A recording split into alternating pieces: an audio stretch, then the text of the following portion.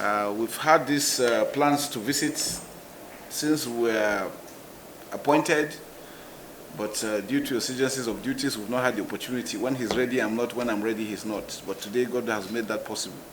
So let me start by appreciating God Almighty for the opportunity for us to be here, to also appreciate the IGP for allowing us to be here today. I convey the greetings of members of the armed forces. I've just come firstly to congratulate you or congratulate us for the appointment, since this is an official time we're here. We thank God for the opportunity to serve. Service to nation is the greatest thing you can ever want. So, and the trust that the President has bestowed on us, we together will put our hands together to make sure that we achieve the mandate of the President. On several occasions we have visited the President, and he has told us in clear terms what he actually demands from us, that we must work together as a team.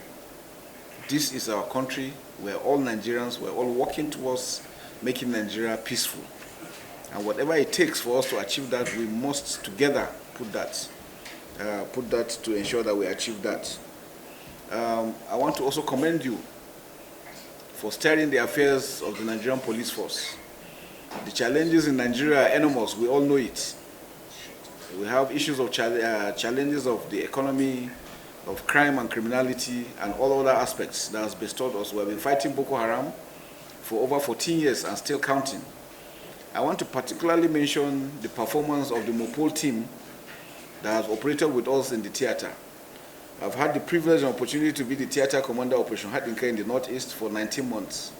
I just left in January, and I know the role, the sacrifice made of the Mopol teams that have always visited, that have come to perform duty with us there at the theater. It is not a small task ahead, but I want to appreciate you for releasing them and then for the performance they're doing. So also other members of the police force.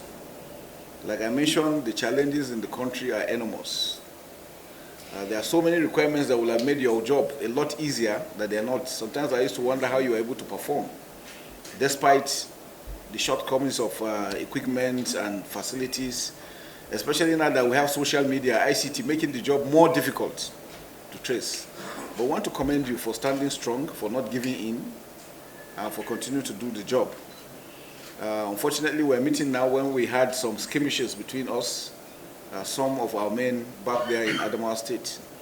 It's unfortunate, but we can assure you that we're going to investigate that thoroughly. I have already established standing court martials for offenses.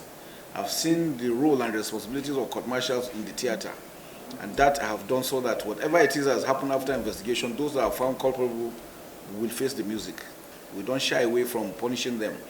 The system we adopt now is punishment and reward. You do well, we reward you. You do badly, you are prosecuted, and that will definitely take place.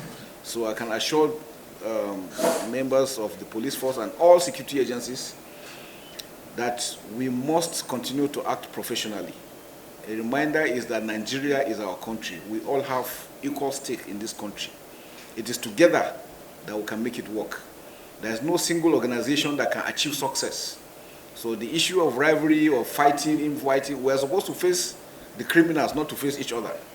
And so for me, I feel it is very, very unprofessional for them to have resorted to use of violence within themselves. But we'll get to the bottom of this, and at the end of it, it will make us better. So I want to encourage all of us not to give in,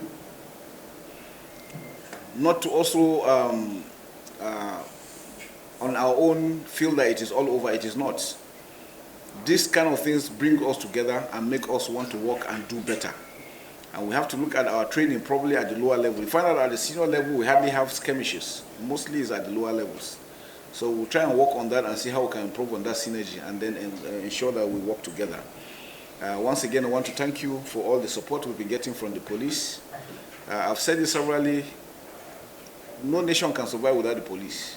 I mean, whether you like it or not, no nation can survive without the police.